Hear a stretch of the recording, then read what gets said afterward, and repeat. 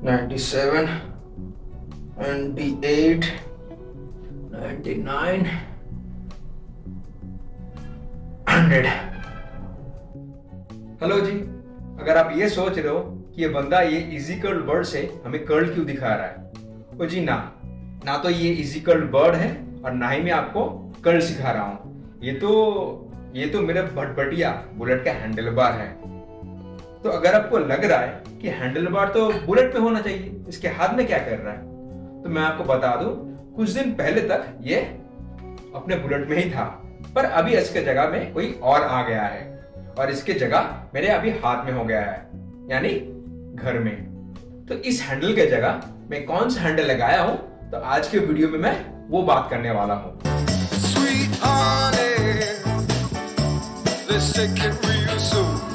दोस्तों, जैसा आपको पता है कि मेरे पास BS2 मॉडल वाला बुलेट है, जिसपे काफी सारा खामियां हैं। उनमें से एक है बाइक का सीट का, जो मैं कुछ महीने पहले ही इसको चेंज किया था, मॉडिफाई किया था। अगर आपने वो वाला वीडियो मिस कर दिया है तो अभी ऊपर में जो आई बटन आ रहा है वहां पे मैं लिंक दे दूंगा, तो आप देख सकते हो अपने टाइम के हिसाब से। तो मेरा कोशिश हमेशा यही रहा है कि जो बाइक मेरे पास है उसको कैसे बेहतर बना सकूं बिना ज्यादा कुछ चेंज किए, क्योंकि मैं थोड़ा बहुत राइड पे चला जाता हूं और आजकल रेगुलर भी जा रहा हूं, इसीलिए मैं अभी इसे चेंज कर रहा हूं। नहीं तो ये पिछले कई सालों से मेरे पास ऐसे ही था, तो मैंने कुछ चेंज नहीं किया। लेकिन जब मैं खुद डिसाइड किया हूं नहीं मुझे अभी राइड मतलब हमें घूमने जाना है अभी बाइक पे, तो मैं धीरे धीरे जितना जरूरत है उतना ही चेंज कर रहा हूँ। वैसे मैं बहुत ज्यादा चेंज करने में विश्वास नहीं रखता, तो जितना जरूरत है उतना ही करता हूँ। इस हैंडल में दिक्कत ये है कि हैंडल थोड़ा जैसे आपको पता है, कोई भी क्लासिक मॉडल आप देखोगे थोड़ा बाय डिफॉल्ट जो कंपनी फिटेड पहले आता था। अभी जो नया मॉडल है BS6 वो तो अच्छा है काफी। तो ये जो मॉडल BS2 वाला या फिर BS4 वाला भी पकड़ लो, उसमें क्या था कि हैंडल जो बाय डिफॉल्ट कंपनी वाला फिट करके देता था, उसमें आपका पोस्चर तो पीठ मतलब बैकबोन तक का स्ट्रेट रहता था, बट हाथ में हमेशा थोड़ा बहुत प्रेशर आता था जब आप कोई ऑफ रोडिंग पे जाते हो या फिर लंबे ट्रिप पे जाते हो। तो उसी को मद्देनजर रखते हुए मुझे भी कभी ये एहसास हुआ नहीं, थोड़ा बहुत पेन तो होता है। तो मैं भी थोड़ा बहुत R&D मारना शुरू किया कि क्या किया जा सकता है। तो उनमें से तो करते करते मैंने अपने बहुत सारा दोस्तों को भी पूछा कि भाई ऐसा दिक्कत है क्या करे, हैंडलिंग में भी थोड़ा बहुत परेशानी तो होती ही है। तो उनमें से एक दोस्त मुझे बताया कि एक मॉडल आता है जो कि स्पेसिफिकली फॉर क्लासिक 350 या फिर 500 पकड़ लो, क्लासिक का है। RT 350 है हैंडल बार का नाम, जो बेसिकली यामाहा ने बनाया था अपने मॉडल के लिए, पर अभी वो सेम कॉन्सेप्ट यहाँ पे भी फिट होता है।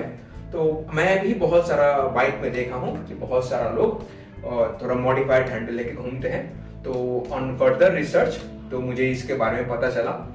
ऑनेस्टली मुझे पहले इसके बारे में पता नहीं था। तो एज आई ऑलवेज से कि हर चीज में पता होना जरूरी नहीं है, बट पता करते रहना चाहिए, ताकि आप खुद को या फिर अपने चीजों को इम्प्रूव करते रहो।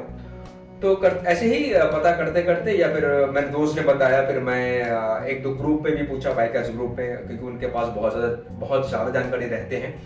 तो वो लोग भी बोला हाँ RT 350 is a good option, so you can go for it. So और हाँ, इनिशियली मैं ये भी सोचा कि चलो मैं कंपनी फिटेड कोई थोड़ा ऊंचा वाला जो इलेक्ट्रा मॉडल में आता है उसमें लगा लूंगा। तो मेरा एक दोस्त फिर बोला भाई अगर तू चेंज कर ही रहा है then why are you settling for middle version, बीच में क्यों रुक रहा है, और if you are changing it then go for the best one. तो मैंने भी थोड़ा बहुत ऑनलाइन रिसर्च की, मतलब online shops like Amazon, Flipkart पे देखा, वहाँ पे जो मिल रहा था उसका फीडबैक भी बहुत ही घटिया था और उसका प्राइसिंग भी बहुत ही कम दिखा रहा था, 500-600। तो जितना मैं R&D मार के थोड़ा बहुत जान पाया था कि इसका कॉस्ट अराउंड 2000 के आसपास होता है, वो थोड़ा हेवी होता है।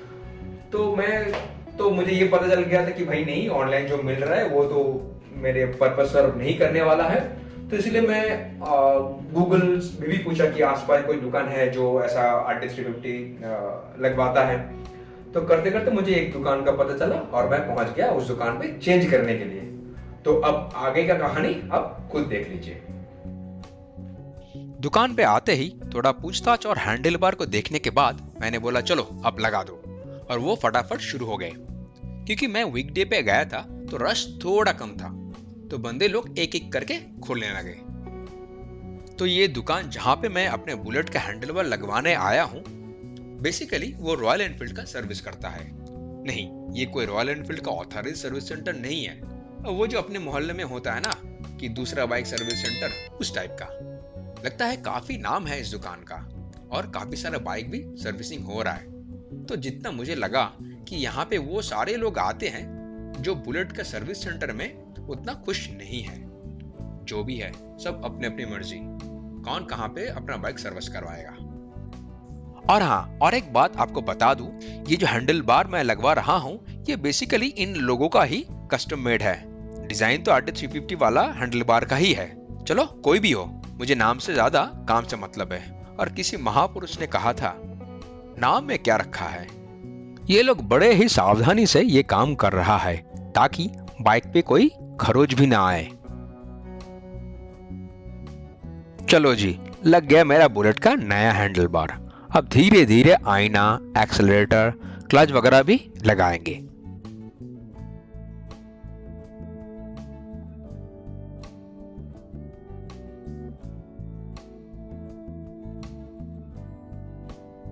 यहाँ पे सीट और पेट्रोल टैंक भी खोलना पड़ेगा, क्योंकि हैंडल बार का ऊंचाई तो अभी बढ़ गया है, तो उस हिसाब से क्लच और एक्सेलरेटर का वायर भी एडजस्ट करना है ना। तो पेट्रोल टैंक के नीचे का जो वायर थोड़ा फोल्ड किया हुआ है वही थोड़ा निकाल लेंगे एडजस्ट करने के लिए।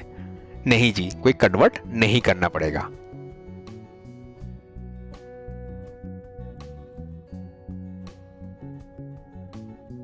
एग्जिस्टिंग वायर को थोड़ा अनफोल्ड करने के बाद अब नए वाला हैंडल के ऊंचाई के हिसाब से मिरर, क्लच, एक्सीलरेटर का तार, स्विचेस वगैरह वापस लगाने की बारी।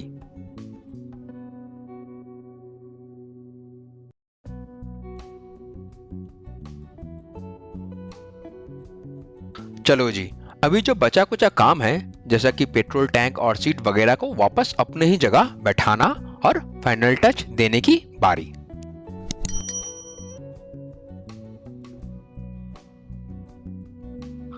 फिटिंग के बाद अभी अपना बुलेट कुछ इस तरह दिखता है। अभी मैंने सिर्फ हैंडल बार चेंज किया है, बाकी मिरर विरर पुराना ही है। लगता है इसे भी चेंज करना पड़ेगा, ये मिरर बहुत ही कांपता रहता है। दुकान पे अपना काम निपटा देने के बाद अभी हम सीधा पहुंच गए घर। अभी एक छोटा सा टेस्टिंग चल रहा है कि असल में कुछ कंफर्ट में परिवर्तन हुआ है कि नहीं, क्योंकि हैंडल अभी थोड़ा ऊंचा और बड़ा भी हो गया है। तो ये समझने की कोशिश कर रहे हैं कि लंबे ट्रिप, खराब रास्ता और छोटे छोटे टर्न्स में कितना दिक्कत हो सकता है या फिर दिक्कत नहीं होना चाहिए। एक बात तो है, अभी हैंडल बार थोड़ा बड़ा हो जाने के बाद शुरू में थोड़ी बहुत परेशानी तो होगी इसके साथ एडजस्ट करने में, पर धीरे धीरे समझ में आ जाएगा कि इस हैंडल बार को कैसे हैंडल करना है। पर हाँ, ये जरूर है, अभी दो गाड़ियों के बीच में से जाने के लिए थोड़ी बहुत हिचकिचाहट तो रहेगी और शायद हम जा भी ना पाए, अगर वो जगह सच में ही छोटा है तो। ठीक है, थोड़ा रुक जाएंगे और क्या। तो दोस्तों, ये तो हो गया हैंडल बार चेंज, लेकिन इसे चला कर भी देखना है ना। तो इसे चला के देखने के लिए मैं अगले ही दिन चला गया एक ब्रेकफास्ट राइड पे। जी नहीं, इस बार मैं अकेला ही गया था, बस सामने ये 50 किलोमीटर में।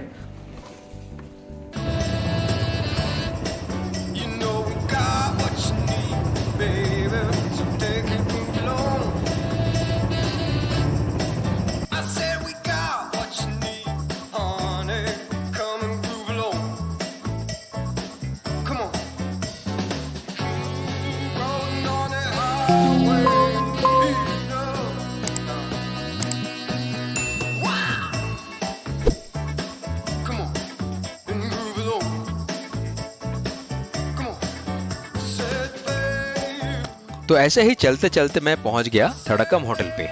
मैं यहाँ पहले भी ब्रेकफास्ट और लंच दोनों ही किया हूँ। होटल साफ सुथरा है, खाने का टेस्ट और दाम दोनों ही सही है।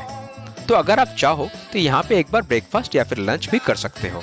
डिनर के बारे में पता नहीं, क्योंकि मैं कभी डिनर के लिए इधर आया ही नहीं।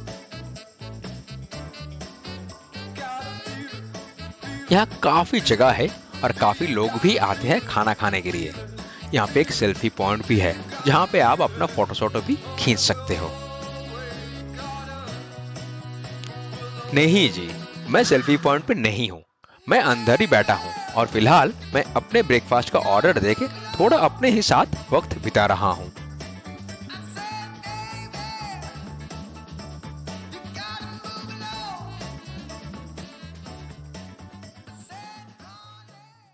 हैंडल चेंज करने के बाद अभी तक मेरा करीबन 200 किलोमीटर के आसपास चलाना हो गया। It is way better than ये वाला हैंडल, ठीक है। तो it is good, so far so good. But हाँ, अभी तक मैंने ऑफ रोडिंग नहीं की है, तो उम्मीद करता हूँ जब मैं ऑफ रोडिंग करूंगा ये नया वाला हैंडल के साथ, तो मैं आपको उसका अपडेट भी जरूर दूंगा कि ऑफ रोडिंग का एक्सपीरियंस मेरा कैसा रहा विद द न्यू हैंडल। तो टेस्ट करने के बाद so far so good as of now, तो बाकी बाद में देखते हैं।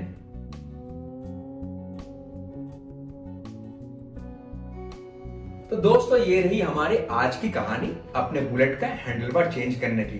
वैसे मेरा मानना ये है कि जब मैं अभी रेगुलर लॉन्ग राइड पे जा रहा हूँ तो मेरा सबसे प्रायोरिटी रहता है कि लॉन्ग राइड पे मेरा कंफर्ट बहुत ज्यादा हो, मतलब ठीक ठाक हो।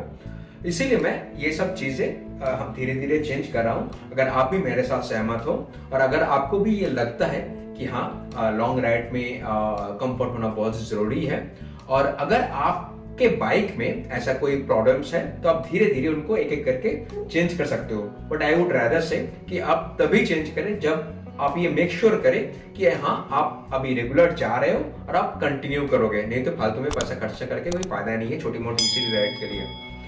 अभी तक मैंने अपने बाइक में बुलेट में 4 चीजें चेंज की है। एक है सीट, जो मैंने आपको पहले ही बताया, उसका लिंक मैं ऑलरेडी दे दिया हूँ और डिस्क्रिप्शन में भी दे दूंगा, तो अगर इस वीडियो के अंत में आप देख सकते हो। दूसरा रहा हैंडल, जो मैंने हाल ही में चेंज किया हूँ। तीसरा मैंने चेंज किया था बुलेट का हेडलैम्प, जो कि बहुत ही जरूरी है स्पेशली रात के अंधेरे में चलाने में। और चौथा मैंने हिमालयन का मिरर लगाया। वो मिरर अच्छा है जो कंपनी फिटेड इसके साथ आया था उससे, क्योंकि इसमें वाइब्रेशन बहुत ही कम होता है। तो अगर आप चाहो तो वो भी चेंज करके देख सकते हो। कुछ 480 का एमआरपी है, लेकिन that is a good one I would say, क्योंकि मेरा देखा था कि मेरा बुलेट में, जैसे आपको पता है कि वाइब्रेशन बहुत ज्यादा है, तो मिरर हमेशा ऐसे हिलता रहता था, ठीक है। तो मतलब जब तक मेरा स्पीड 80 के ऊपर ना जाए, 80 टच ना करे, तो वैसे ही ऐसा हिलता रहता था। तो it was never smooth, never stable mirror because of the vibration. तो मैंने सोचा चलो इतना कुछ कर लिया हूं, तो वैसे ही मेरा भी एक दोस्त बताया कि हिमालयन का मिरर अच्छा है and he is using it and he finds it very good. So मैंने सोचा चलो भाई इतना खर्चा कर रहा है तो, और 500 रुपए से, तो मैंने भी उसको चेंज कर लिया। चेंज करने के बाद मैंने चला के भी देखा। It is, I would not say 100% better, but yes, it is 90% better than whatever I had initially, जो कंपनी फिटेड था उससे बेहतर है। तो अगर आप वो भी हैंडल चेंज कर रहे हो तो इसके साथ आई वुड सजेस्ट कि आप मिरर भी चेंज कर सकते हो। अगर आपके पास वो भी PS2 वाला मॉडल है तो that will give you a proper rear visibility, ठीक है। बट या जो भी मैं आपको कह रहा हूँ कि ये चेंज कर रहा हूँ वो चेंज करो, आप इतना जल्दबाजी मत कीजिए। तो ये सब चीजें चेंज करना एसेंशियल नहीं है, but it's good to have provided you are on a long ride on a regular basis. तो इसीलिए मैं धीरे धीरे से चेंज कर रहा हूँ। तो अभी तक इतना किया हूँ, जितना भी किया हूँ अभी तक ठीक ही लगा मुझे। और हाँ, यहाँ पे एक बात कहना चाहूंगा कि मैं कोई ब्रांड का या फिर कोई दुकान का प्रमोट नहीं कर रहा हूँ। तो आपके मर्जी, आप अपने दोस्तों से पूछिए, ऑनलाइन रिव्यूज वगैरह देखिए और अपने लोकेशंस के हिसाब से वो जगह चुनिए। पहले जाइए, देखिए, बात कीजिए, अगर आप कन्विंस हो तो ही जाके लीजिए। ऐसे ही ब्लाइंडली ना मेरे बात सुन के ना किसी का बात सुन के आप डिसीजन लीजिए। आप इंफॉर्मेशन गैदर कीजिए, थोड़ा बहुत रिसर्च कीजिए, खुद देखिए, जो आपके दोस्त वगैरह है वो लोग ऑलरेडी यूज कर रहे, उससे आपका ओपिनियंस वगैरह लीजिए, फिर जाके आप चाहे तो कर ले सकते हो। Again I am reiterating, it's all these things are not essential जो को करना ही है, but it is good to have when you are on a long ride और लंबे समय के लिए। ठीक है, तो बस इतना ही कहना था आज के वीडियो में। तो दोस्तों ये रही हमारी आज की हैंडल बार की कहानी। उम्मीद करता हूँ आपको पसंद आया होगा, और ये भी उम्मीद करता हूँ शायद आप में से कोई कुछ नया सीखा है। जिसको ऑलरेडी पता है उसको तो कुछ कहना नहीं है, शायद वो मेरे से ज्यादा जानते हैं इसके बारे में। तो बेसिकली ये वीडियो उनके लिए फायदेमंद होगा जिसको इस हैंडल बार के बारे में पता ना था, जैसे मुझे ही थोड़े दिन पहले भी पता ना था। तो ये वीडियो बेसिकली उनके लिए मैं बनाया हूँ, आप कह सकते हो। तो अगर आपको ये वीडियो सही लगे तो इसे प्लीज जरूर लाइक, शेयर और सब्सक्राइब कीजिए, और जुड़ जाइए हमारे साथ ऐसे ही कहानी का हिस्सा बनने के लिए। तो चलिए जल्दी मिलता हूँ किसी और एक दिन और एक कहानी के साथ। तब तक बने रहें, स्वस्थ रहें, और हाँ, don't forget to keep exploring yourself. जय हिंद, जय भारत।